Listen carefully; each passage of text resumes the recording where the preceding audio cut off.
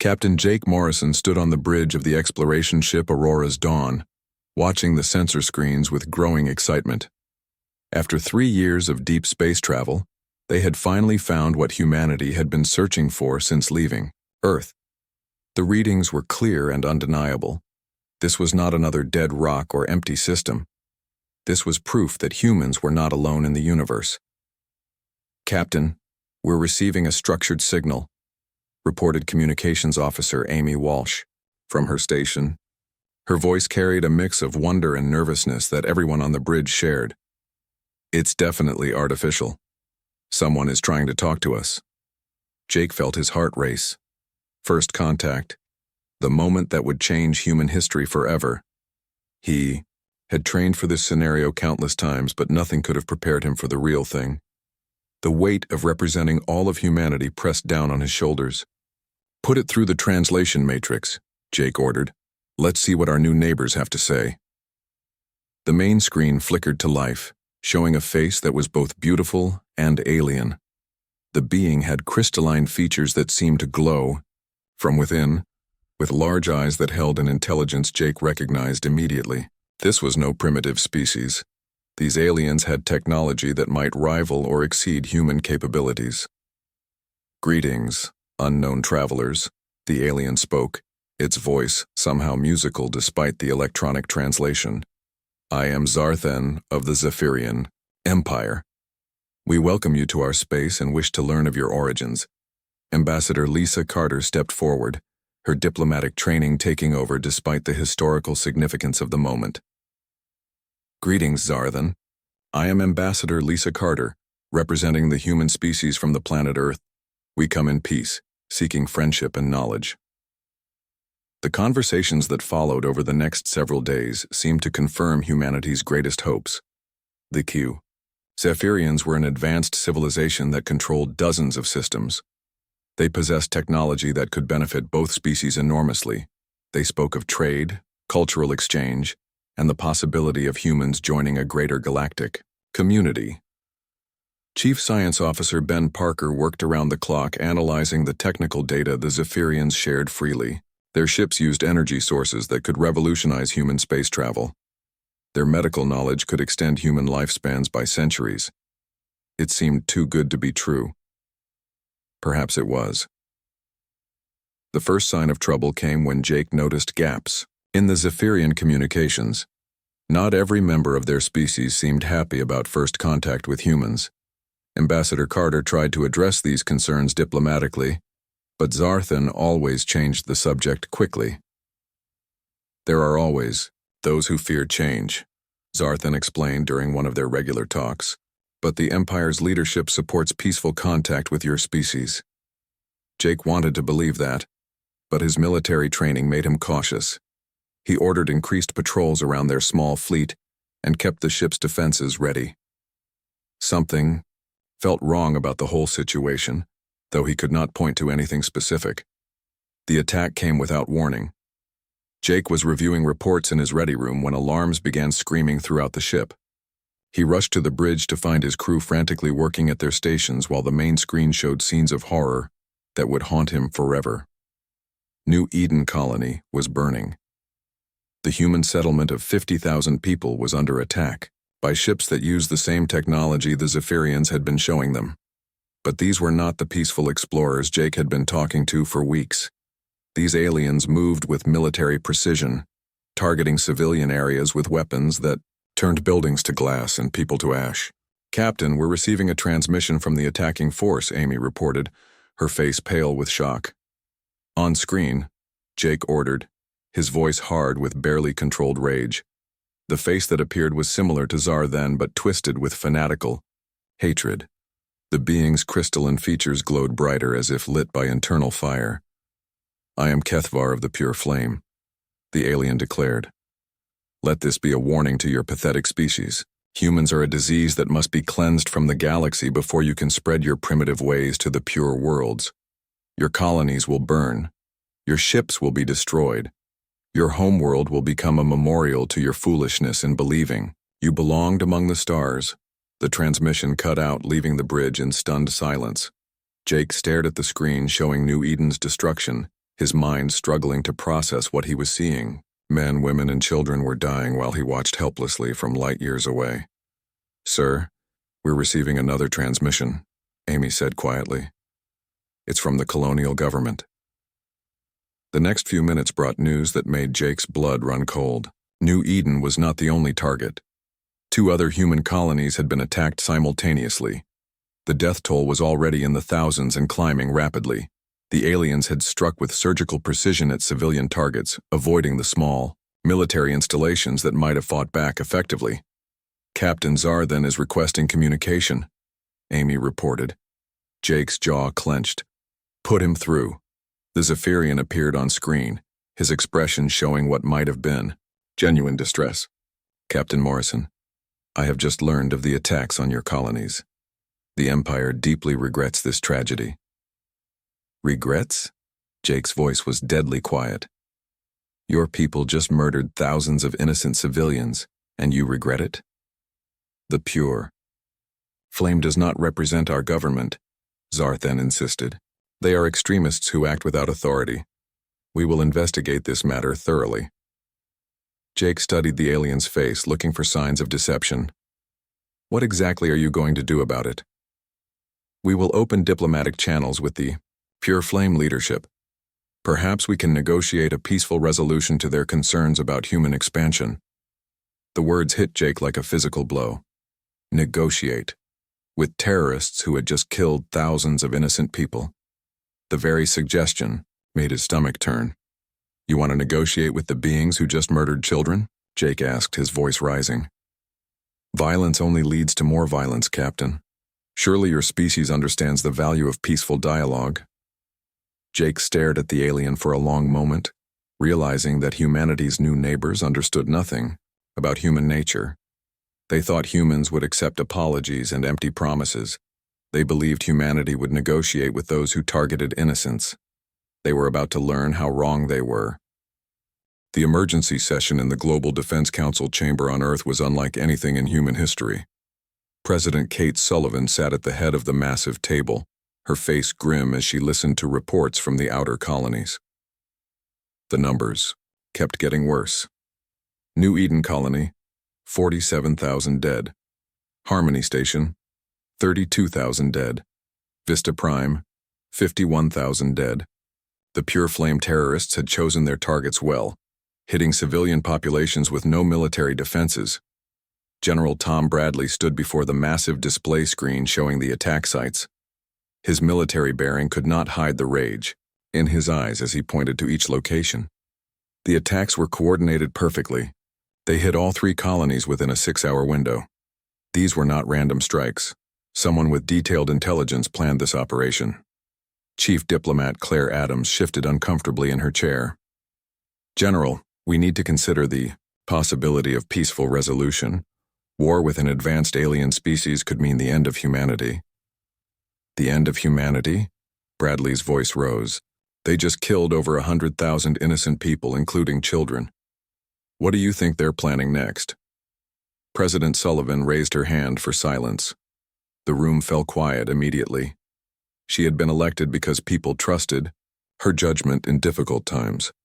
Now she faced the most difficult decision any human leader had ever confronted. "What are our options?"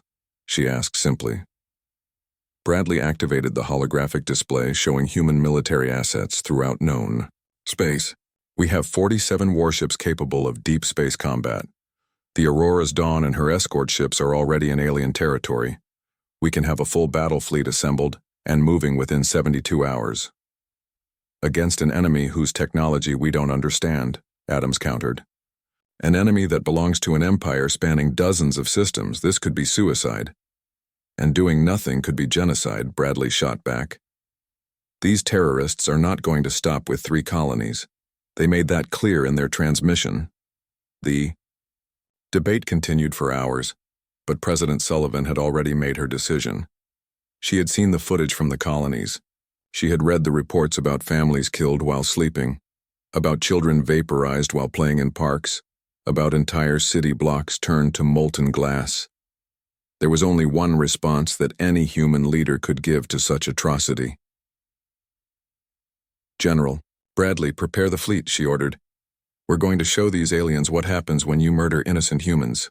3 days later, the Zephyrian ambassador Velthon arrived at Earth aboard a magnificent ship that dwarfed anything in the human fleet. The alien's crystalline features seemed to glow with confidence as he was escorted to the diplomatic meeting chambers. He carried himself with the air of someone who expected easy victory in the coming negotiations. Velthon had studied other species that the Zephyrian Empire had encountered over the centuries. The pattern was always the same. After a show of force, the inferior species would negotiate, accept some minor reparations, and agree to submit to Zephyrian guidance. The pure flame attacks were regrettable but necessary to establish proper relationships between the species. President Sullivan, Velthon began, his translated voice carrying tones of false sympathy. The Zephyrian Empire extends its deepest regrets for the recent tragic events. We understand your people are grieving, and we wish to help heal these wounds. President Sullivan stared at the alien without expression. Behind her sat General Bradley, Admiral Lucy Cross, and a dozen other military leaders, whose faces showed barely controlled fury. Velthon interpreted their silence as submission. We are prepared to offer compensation for the lives lost, the ambassador continued. Advanced medical technology that could save millions of human lives in the future. Energy systems that could power your civilization for millennia. All we ask in return is your understanding that the pure flame represents only a small faction of extremists. Compensation. President Sullivan repeated the word slowly as if tasting something bitter. Yes, generous compensation that far exceeds the actual value of the lives lost. We believe in fair trade between civilized species. The silence in the room stretched on for nearly a minute. Velthon began to shift uncomfortably, something in the human expression starting to worry him. Ambassador, President Sullivan finally spoke, her voice deadly quiet. Let me make sure I understand your offer. You want to pay us for the right to let terrorists murder our people. Not murder, Velthon said quickly. Regrettable deaths? That occurred during a political demonstration. The pure flame was merely expressing their concerns about rapid human expansion. Admiral Cross leaned forward. They expressed their concerns by vaporizing schools and hospitals. Unfortunate collateral damage, the ambassador replied. But surely reasonable beings can find peaceful solutions to such misunderstandings. President Sullivan stood up slowly. Every human in the room followed her lead, their movements synchronized and threatening in a way that made Velthon's crystalline skin begin to dim with fear. Ambassador, the president said, I want you to take a message back to your empire. We don't negotiate with terrorists. We don't pay tribute to murderers. And we sure as hell don't consider the slaughter of children to be a political demonstration. Velthon's confidence was rapidly disappearing. President Sullivan, surely you understand the futility of military action against our superior technology. Your species is still primitive compared to the Zephyrian Empire. Primitive? General Bradley stepped forward, his hand resting on his sidearm. We've been fighting wars since before your ancestors discovered fire. We've perfected killing each other for thousands of years, and now someone has given us a target that every human can agree deserves to die. The alien ambassador began backing toward the door. Something in the human expressions was triggering deep survival instincts that all intelligent species shared. These were not the faces of beings preparing to surrender. These were the faces of predators selecting their prey. I strongly advise against any military action, Velthon said, his voice losing its confident tone. The Empire has resources you cannot imagine. President Sullivan smiled, but there was no warmth in the expression. Then you better hope your terrorists are worth a war. Because we're coming for them, and anyone who gets in our way is going. To learn why humans earned their place in the galaxy, through 10,000 years of combat. As Velthon fled back to his ship, Admiral Cross was already coordinating with fleet commanders throughout human space. Captain Morrison, aboard the Auroras, Dawn received new orders that made him smile for the first time since the attacks. The hunt was about to begin. Captain Jake Morrison studied the tactical display in his ready room, tracking the energy signatures that Marine Lieutenant Chris Stone had detected 3 hours ago. The Pure Flame terrorists thought they were clever, hiding their base inside a dead asteroid in an empty system. They had not counted on human persistence or the fact that their exotic engines left traces that human sensors could follow. "Captain, we've got them cornered," Lieutenant Stone reported over the comm. 15. Marines ready for boarding action. These aliens have never seen human close combat tactics. Jake nodded grimly. For 2 weeks, his ship had been hunting pure flame cells throughout the sector, while larger human fleets moved into position. Each terrorist base they found revealed more evidence of the scope of the alien conspiracy. This was not a small group of extremists. This was a well-funded, well-organized military operation. "Remember the rules of engagement," Jake reminded his Marine commander. "Any alien who surrenders gets taken alive. Anyone who fights dies. Anyone who tries to harm prisoners dies slowly." The Aurora's dawn closed on the hidden asteroid base, while the crew prepared for humanity's first real combat against alien forces. Chief Science Officer Ben Parker monitored the alien power signatures, looking for weaknesses in their defensive systems. Communications Officer Amy Walsh jammed their transmissions to prevent calls for help. Intelligence Officer Rachel Green had spent days analyzing captured Pure Flame communications. What she found made every human who read her reports furious beyond words. The terrorists were not just planning to kill humans. They were planning to capture them for experiments. They wanted to study human biology to develop more effective ways to cause suffering. "Captain, we're in position," reported the helmsman. "The asteroid base is directly ahead." Jake opened a channel to the terrorist hideout. "Pure Flame terrorists. This is Captain Jake Morrison of the human vessel Aurora's Dawn. You have 30 seconds to surrender before we come in after you." The response came immediately, filled with the same arrogant hatred they had heard before. "Primitive humans, your pathetic ship cannot breach our defenses. Return to your dying worlds and wait for extinction like the inferior species you are." Jake smiled coldly. "Lieutenant Stone, show them how inferior we are." The Marine boarding pods launched from the Aurora's Dawn like bullets, too fast and small for the alien defense systems to track effectively. The Pure Flame had expected a traditional space battle between large ships. They were not prepared for humans who treated spacecraft like buildings to be stormed by ground forces. Lieutenant Stone led the first wave through a hull breach created by shaped charges that demolitions expert Sergeant Alex Davis had designed specifically for alien armor. The Marines poured into the terrorist base with a speed and violence that caught the aliens completely off guard. The Zephyrians had superior, individual weapons and stronger bodies, but they had never fought an enemy that moved like humans. Stone's Marines used cover, coordinated fire, and small unit tactics that the aliens could not counter. Within minutes, the corridor battles became slaughter. "Contact front," Marine Corporal Lisa Murphy reported over the tactical net. 3. Tango's down. Advancing to the next section. The Pure Flame terrorists discovered that human Marines did not fight like civilized species. They used grenades in enclosed spaces. They shot wounded enemies without hesitation. They moved through the base like a plague, clearing room after room with mechanical efficiency. Dr. Helen Ward, monitoring the battle from the ship's medical bay, studied the alien prisoners that the Marines were bringing back. Her xenobiology training helped her understand Zephyrian physiology, but what she learned made her recommendations to the military commanders very direct. "Their crystalline structure makes them brittle under kinetic impact," she reported to Jake.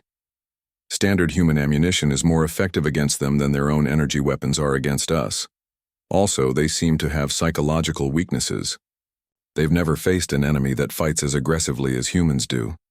The terrorist base fell in less than 2 hours. Lieutenant Stone's final report was typical of human military efficiency. "Base secured, sir. 23 enemy killed, 7 captured, extensive intelligence materials recovered. No human casualties."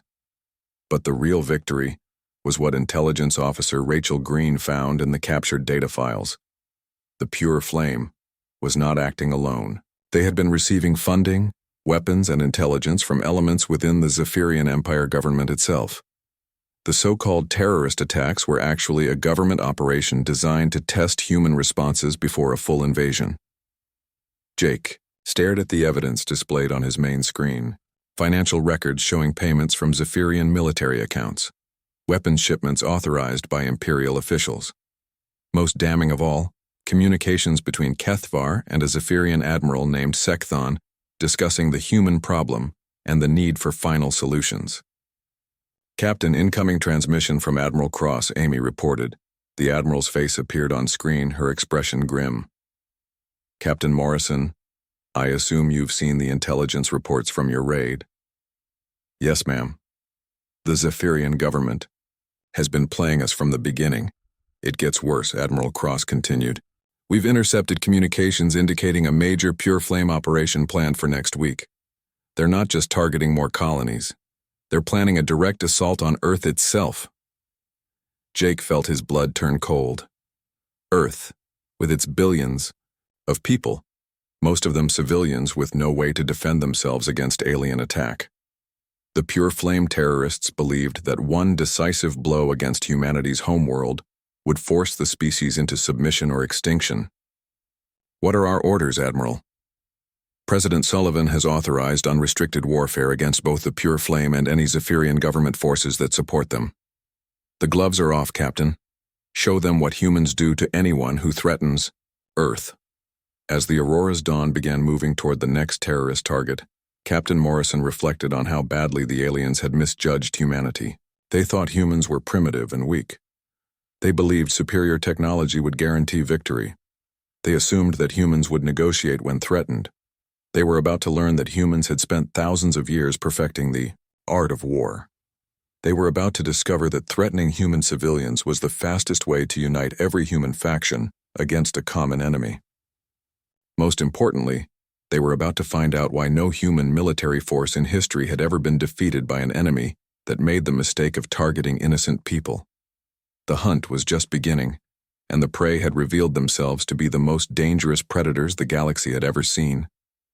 Operation Clean Sweep began at exactly 600 hours across 17 different star systems. Admiral Lucy Cross had spent 3 weeks coordinating the largest military operation in human history. Every available warship, every trained Marine unit, and every intelligence asset was committed to one simple goal: eliminate every pure flame terrorist cell in known space. Captain Jake Morrison watched from the bridge of the Aurora's dawn as 3 other human battle groups moved into attack positions around the Kepler 442 system. The pure flame had built a major supply depot here, hidden behind a gas giant where they thought human sensors could not find them. They were wrong. Captain Ryan Hughes reports the Steel Resolve is in position.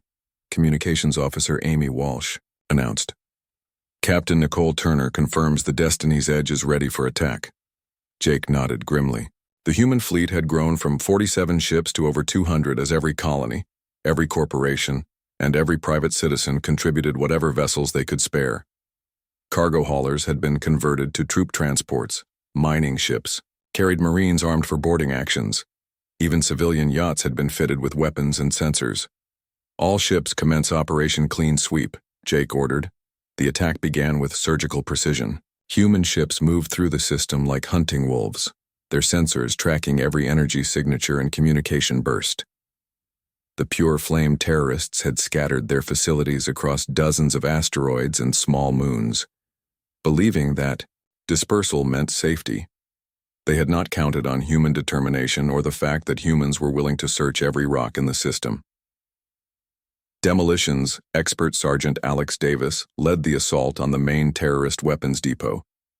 His team used breaching charges designed specifically for alien hull materials, creating entry points faster than the defenders could respond.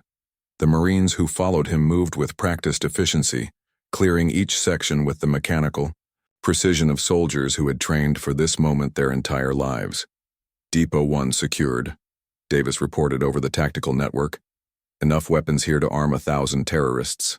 Not anymore. Similar reports came in from across the system, as human forces systematically dismantled the pure flame infrastructure. Sniper specialist Emma Price eliminated terrorist leaders with shots that seemed impossible to the aliens. picking off targets at ranges they thought were beyond human capability. But the real shock came when the Zephyrian Imperial fleet arrived. Admiral Zekthon commanded 50 of the Empire's most advanced warships, arriving in the system with the confidence of a species that had never lost a major battle. His crystalline features glowed with righteous anger as he opened communications with the human fleet. Human warships, you are attacking Zephyrian citizens in violation of all civilized laws of warfare. Withdraw immediately or face the consequences, Admiral Cross responded from her flagship, her voice carrying the cold fury of someone whose patience had been exhausted. Admiral Zekthon, these are not citizens. These are terrorists who have murdered over 100,000 innocent people. Stand down or be treated as enemy combatants. The pure flame operates under the protection of the Zephyrian Empire, the alien admiral declared. We cannot allow primitive species to attack our people, regardless of their political activities. The response came not in words, but in actions. Every human ship in the system turned their weapons toward the Zephyrian fleet simultaneously.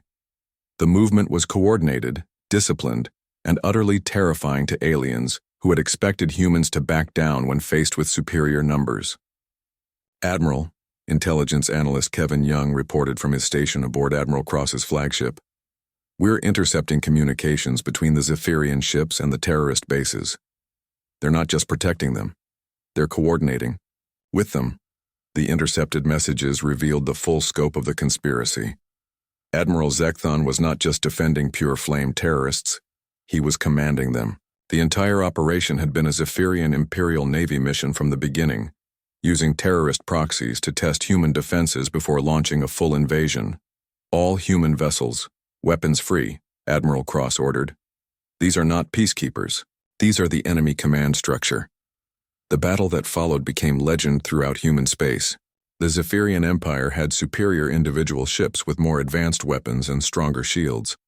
But they had never fought an enemy that used tactics the way humans did. Captain Morrison coordinated his battle group with precision that confused the alien commanders.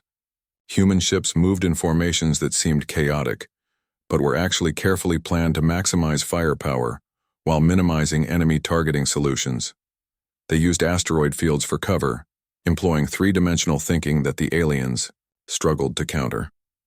Combat engineer Lisa Murphy disabled the Zephyrian flagship's shields using a tactic that would have been considered cheating by civilized species. Her ship rammed an unmanned cargo vessel loaded with explosives directly into the alien command ship's defense grid, creating a gap that human fighters exploited ruthlessly. The aliens discovered that humans did not fight fair. They used suicide, attacks when necessary. They targeted command ships preferentially. They showed no mercy to enemies who had shown none to human civilians. Within 6 hours, the Zephyrian fleet was either destroyed or fleeing the system. Admiral Zekthon's flagship drifted powerless, its crew either dead or captured. The pure flame terrorist bases were smoking ruins, their weapons turned to scrap metal by human demolition teams. But the victory came with a revelation that changed everything. Among the captured documents, intelligence analyst Kevin Young found orders that made every human who read them furious beyond words. The pure flame attacks on human colonies had been the opening phase of a larger operation called Final Cleansing. The Zephyrian Empire had planned to exterminate humanity entirely, viewing humans as a threat to their galactic dominance. Captain, we're receiving a priority transmission from Earth, Amy Walsh reported, her voice tight with controlled anger. President Sullivan's face appeared on the main screen, her expression grimmer than Jake had ever seen. Captain Morrison, Admiral Cross, all fleet commanders. We have intercepted Zephyrian communications confirming that they are mobilizing their entire military for an assault on Earth. The attack is planned for 72 hours from now. The silence on the bridge was deafening. Earth, humanity's home, world, with its billions of people. The aliens planned to finish what they had started with the colony attacks. What are our orders, Madam President? Admiral Cross asked. President Sullivan's answer came without hesitation. Stop them. Use any means necessary. Show them what happens when someone threatens to exterminate the human race. As the human fleet began moving toward Earth to defend their homeworld, Captain Morrison realized that the Zephyrian Empire had made the greatest mistake in galactic history. They had united humanity against a common threat. They had given every human faction a reason to work together. Most importantly, they had threatened the one thing that would make humans fight with a desperation and fury that no alien species could match. They had threatened human children, and now they were going to learn why that was the worst mistake any species could ever make. The Zephyrian Grand Fleet dropped out of hyperspace at the edge of the Sol system with the confidence of conquerors. Emperor Velkash himself commanded the armada of 300 warships, the largest military force his empire had ever assembled. Their mission was simple: destroy Earth and eliminate the human species before they could spread their violent nature throughout the galaxy. What they found waiting for them changed galactic history forever. Admiral Lucy Cross stood on the bridge of her flagship, watching the enemy fleet approach through sensors that covered every approach to Earth. Behind her, the largest defensive fleet humanity had ever assembled waited in perfect formation. Every human ship that could fly was here. Every Marine who could fight was ready. Every weapon that human ingenuity could create was armed and targeted.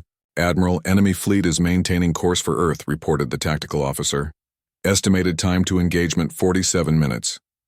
Admiral Cross opened a channel to all human forces throughout the system. All ships, all stations, this is Admiral Cross.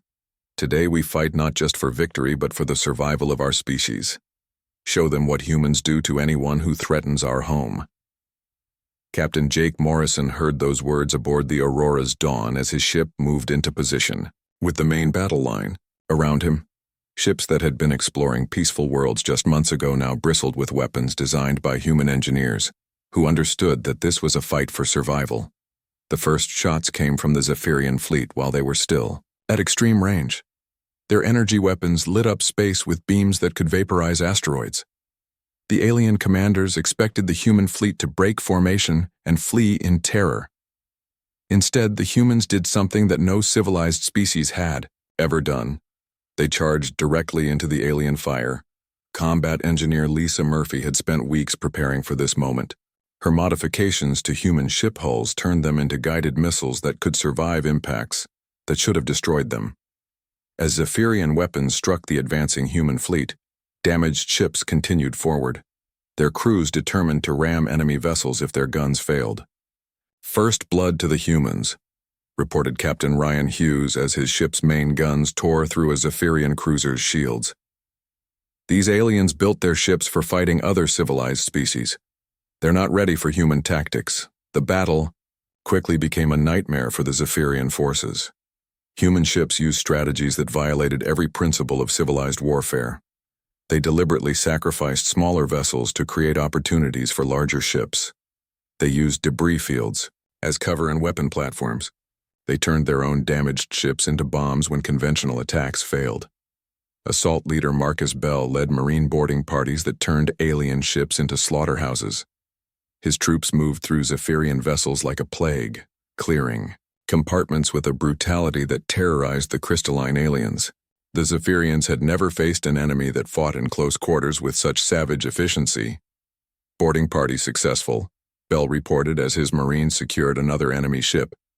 Alien crew surrendered after losing half their number. They've never seen humans fight hand-to-hand. But the real turning point came when sniper specialist Emma Price accomplished something that became legend throughout human space. From a distance of nearly 50 kilometers, she used a modified railgun to eliminate Emperor Velkash himself, with a single shot that passed through 3 layers of alien armor. The death of their emperor shattered Zephyrian morale completely. These aliens had expected to face a primitive species that would surrender when faced with superior technology. Instead, they found themselves fighting humans who treated warfare like a science they had perfected through 10,000 years of practice. "Enemy fleet is breaking formation," Admiral Cross announced to all human forces. "Continue the attack. No alien ship leaves this system alive." The final phase of the battle was not warfare but extermination. Human ships hunted down, fleeing Zephyrian vessels with methodical precision. Intelligence analyst Kevin Young coordinated the pursuit using captured enemy communications to track every ship that tried to escape. When the last alien weapon fell silent, the human fleet began the grim task of processing prisoners. Among the captured commanders was Kethavar himself, the pure flame leader whose terrorist attacks had started the war. The alien terrorist found himself facing something worse than death. President Sullivan arrived at the battle site aboard the presidential transport, accompanied by families of the colonists who had been murdered in the initial attacks. The surviving Zephyrian leadership watched in growing horror as they realized their fate. "You wanted to exterminate us," President Sullivan told the captured aliens. "Instead, you've taught the galaxy an important lesson. Humans don't negotiate with terrorists. We don't accept genocide as a political solution. And we sure as hell don't forgive anyone who murders our children." The trials that followed were broadcast throughout known space. Every alien civilization watched as human justice dealt with those who had planned the extinction of an entire species. The Zephyrian Empire ceased to exist, its remaining territories divided among species that had suffered under their rule. Captain Morrison found himself reassigned to exploration duty once again, but now every alien species they encountered had already heard the stories. The galaxy had learned that humans were willing to coexist peacefully with anyone who respected human rights. They had also learned what happened to those who chose terrorism instead. Ambassador Lisa Carter established new diplomatic protocols that became standard throughout human space. The rules were simple and non-negotiable. Any species could trade with humans, learn from humans, and work with humans in peaceful cooperation. But any species that targeted human civilians would face the full military might of humanity, and humans would not stop until every terrorist was dead or captured. The final message was carved into a monument on Earth that could be seen from orbit. It was written in every known alien language, ensuring that no species in the galaxy could claim ignorance of human policy. Here lies the Zephyrian Empire, destroyed for the crime of murdering innocent humans. Let this serve as a warning to all who would threaten our people. We came in peace. We offered friendship. You chose war. This is what happens when you make that choice. Dr. Helen Ward, now serving as head of the new Xenological Defense Institute, studied the monument's inscription with satisfaction. The galaxy had learned its lesson. Humans were willing to be neighbors, allies, and friends with any species that approached them with peaceful intentions. But they were also willing to be something far more terrifying to anyone who chose to be their enemy. The galaxy now knew that humans had earned their place among the stars not through advanced technology or superior intellect, but through 10,000 years of perfecting the art of war. And they knew that threatening human children was the fastest way to discover just how perfect that art had become.